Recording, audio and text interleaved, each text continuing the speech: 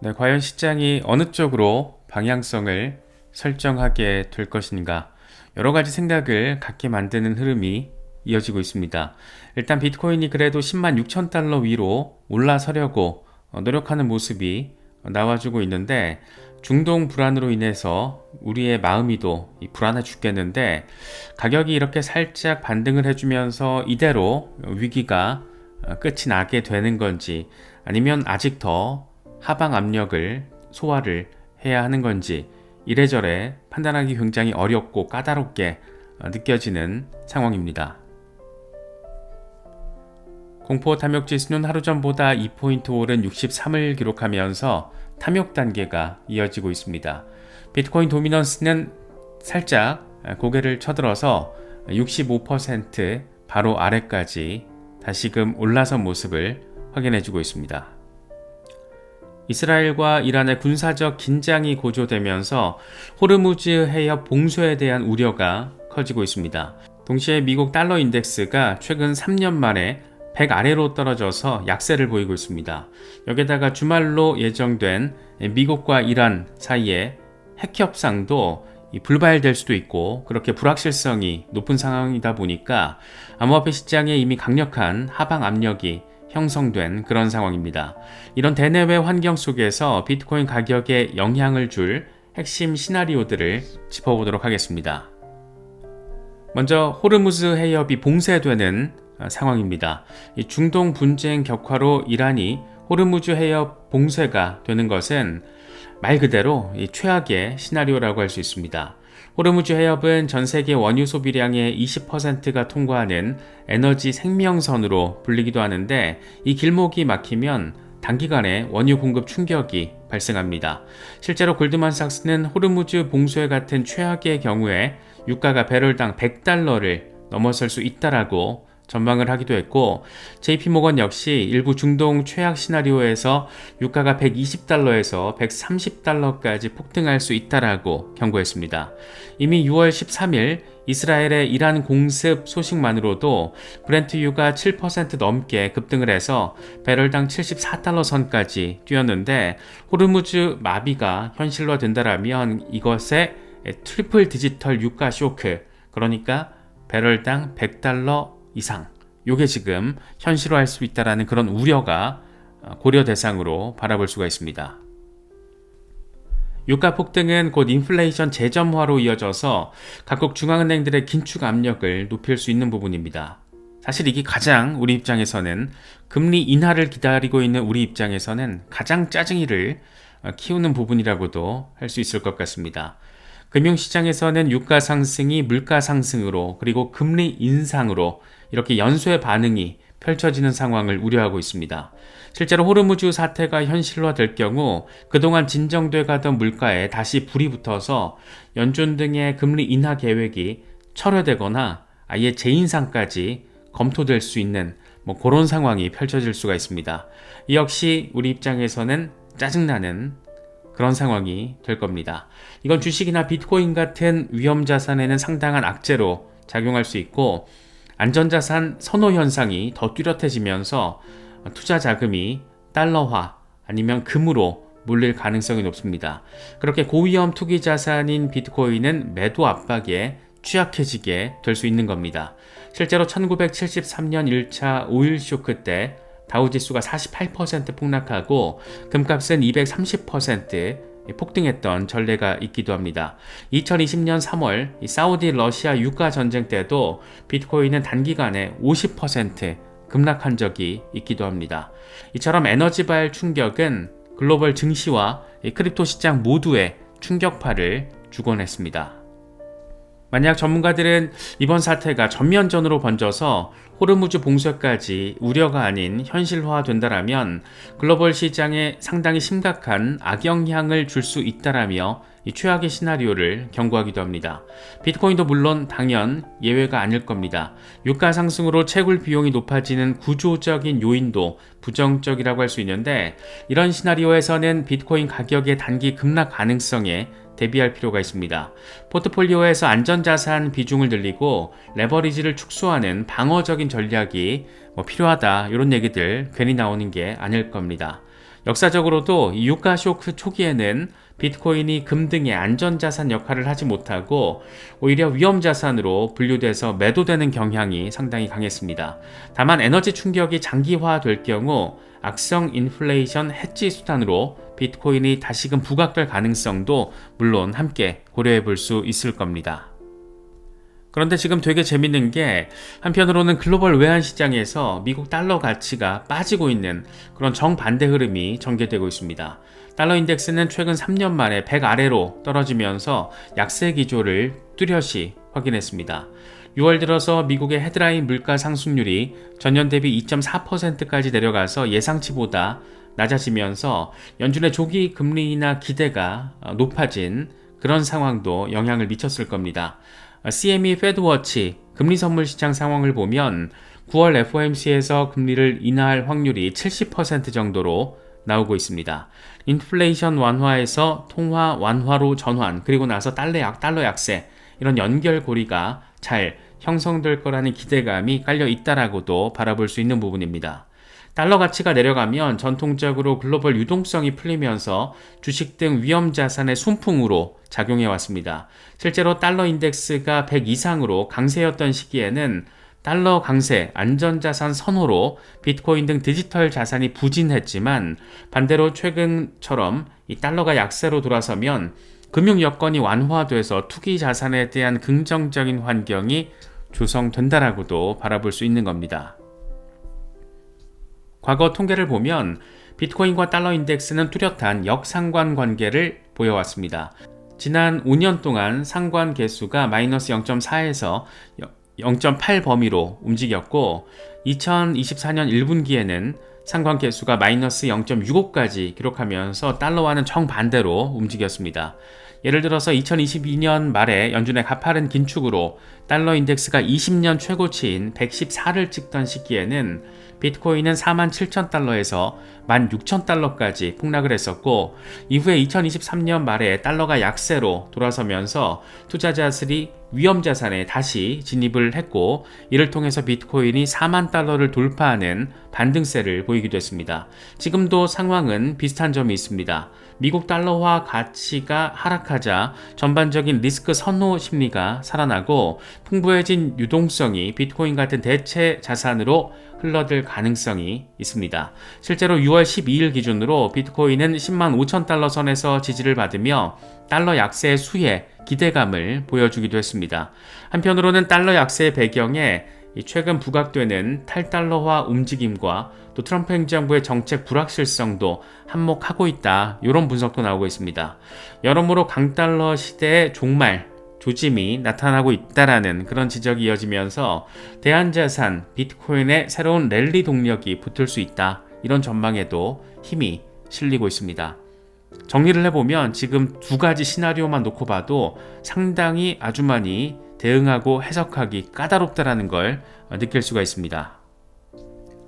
어쨌든 달러 약세 시나리오는 비트코인의 우호적인 거시 환경으로 볼 수 있습니다. 금리가 낮아지고 달러 가치가 떨어지면 비트코인의 상대적 매력이 부각되기 때문입니다. 그래서 포트폴리오에서 비트코인 비중을 점진적으로 늘리는 전략을 이런 상황만 놓고 보면 고려해 볼 만할 겁니다. 다만 이미 일정 부분 달러 약세를 선반영해서 비트코인이 상승한 측면도 있기 때문에 환율 동향과 중앙은행 스탠스를 주시하면서 분할 매수로 접근을 하더라도 분할로 접근하는 게 언제나 정답지에 가깝지 않을까, 그런 생각이 들기도 합니다. 일단은 무엇보다 중동 리스크가 조금 더 완화되고 이렇게 달러 약세 추세가 조금 더 이어진다라면 그게 딱 금상첨화가 될 수 있는데 중동 상황이 이게 지금 예단할 수가 없는 그런 분위기다 보니까 조금 더 시간을 가지고 지켜봐야 되는 그런 모습으로 보입니다. 그렇기 때문에 이번 주말로 예정된 미국 이란의 핵 협상 결과도 비트코인 시장의 큰 변수라고 할 수 있습니다. 분위기만 놓고 보면 벌써 나가리 된 것 같기도 한데 어쨌든 트럼프 대통령은 최근 이란이 핵무기를 갖지 못하도록 해야 한다라며 강경한 입장을 보였고 이란이 협상에 응하지 않으면 군사 공격도 불사할 수 있다라고 경고하기도 했습니다. 실제로 만약 핵 합의가 체결되지 않는다라면 중동에서 대규모 분쟁이 발발할 수 있다라며 긴장감을 높이는 그런 수위의 발언도 했고, 미국은 중동 지역 미국 대사관과 비필수 인력을 대피시키는 등 이 만약의 사태에 대비하고 있습니다. 이런 가운데 16일부터 17일까지 오만에서 예정된 미국-이란 핵협상이 결렬된다라면 중동 정세는 한층 더 위험 수위로 치달을 가능성이 있는 겁니다. 그렇기 때문에 지금 글로벌 투자자들이 주말 사이에, 하필 이게 또 주말이다 보니까 주말 사이에 또 어떤 소식이 전해질지 촉각을 곤두세우고 있는 그런 모습입니다. 이미 이번 주 중동 위기의 전초전을 겪은 시장 반응은 상당히 냉혹했습니다.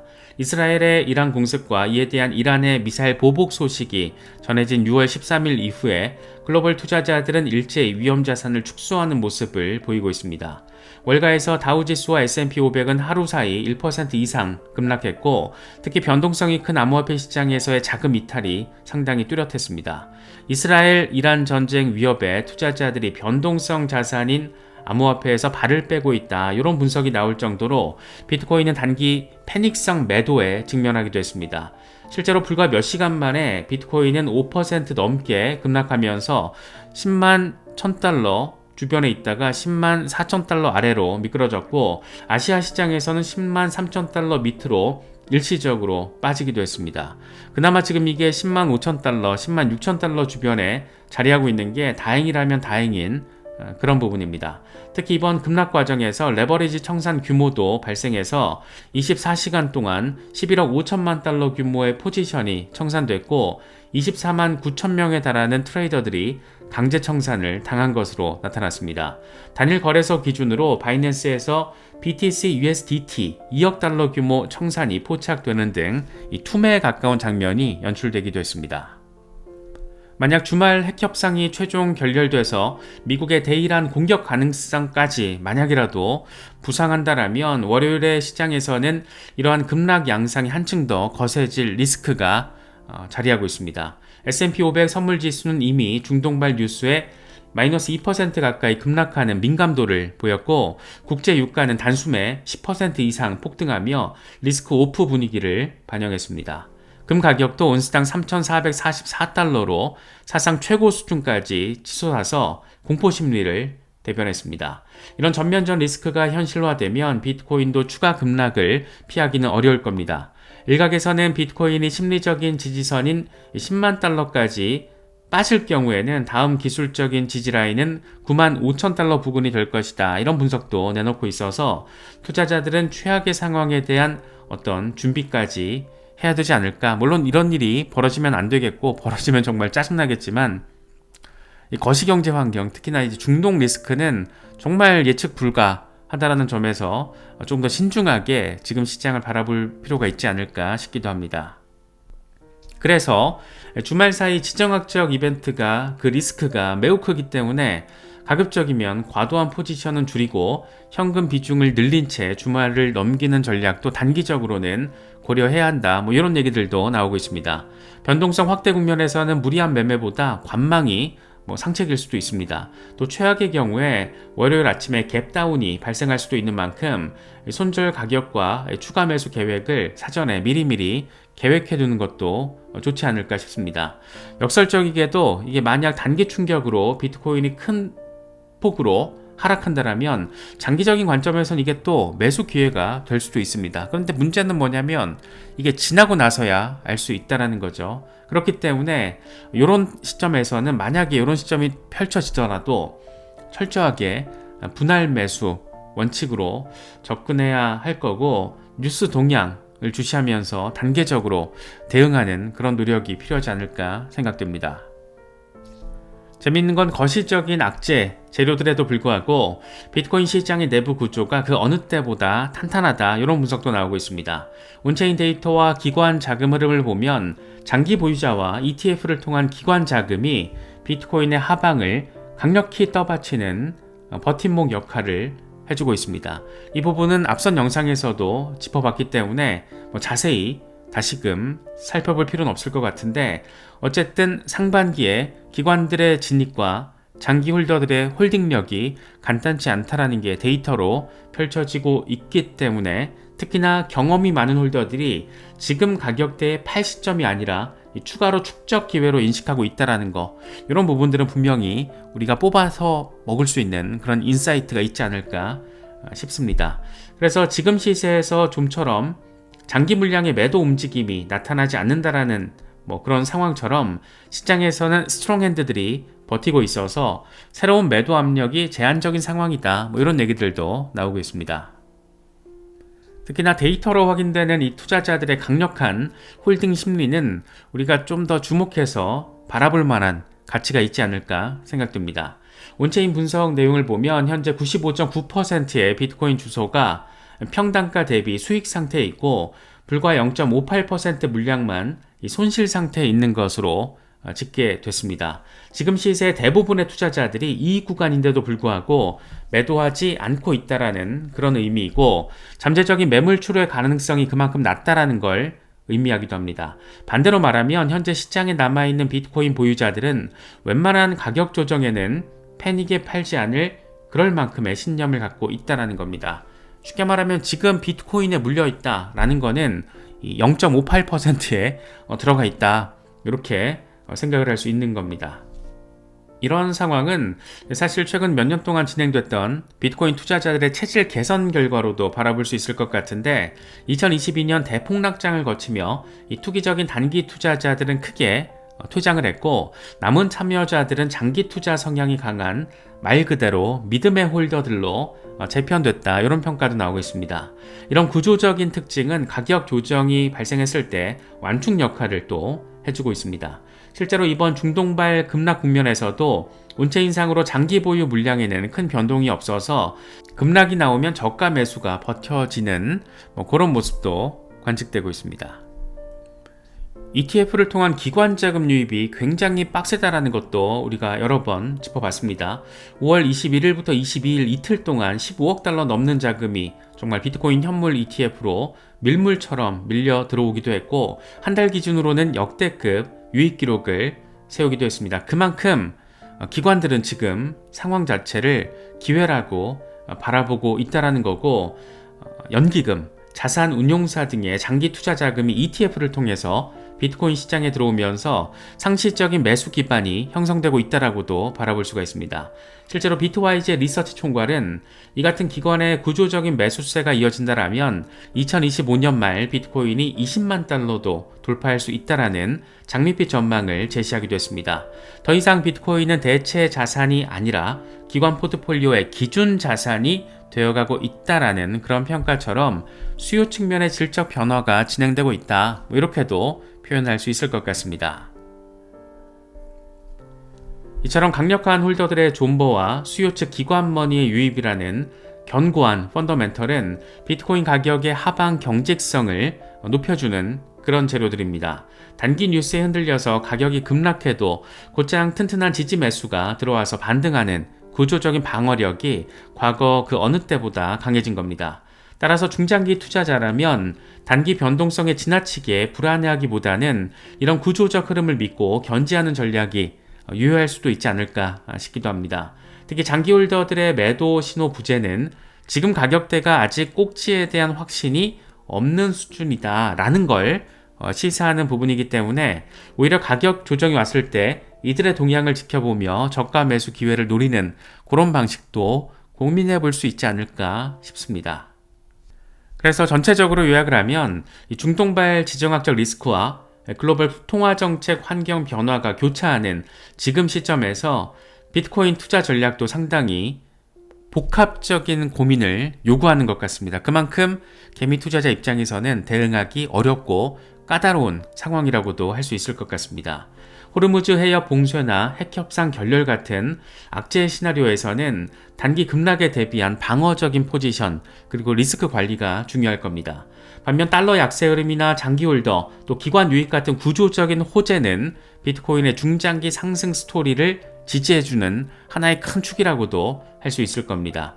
결국 우리 같은 개미들은 이 네 가지 시나리오 상황을 모두 염두에 두고 단기 변동성에 휘둘리지 않되 위험 관리에는 빈틈이 없도록 균형 잡힌 전략을 세우는 노력이 필요하지 않을까 생각됩니다. 물론 이게 말이 쉽지 정말 엄청 어렵고 빡센 그런 과정이 될 텐데 세상에 공짜는 없다라는 거, 요행을 바라다가 진짜 내 인생이 요행처럼 돼버릴 수 있다라는 거 함께 생각해 보시면서 여러 가지 소식들 잘 참고하실 수 있으면 좋겠습니다.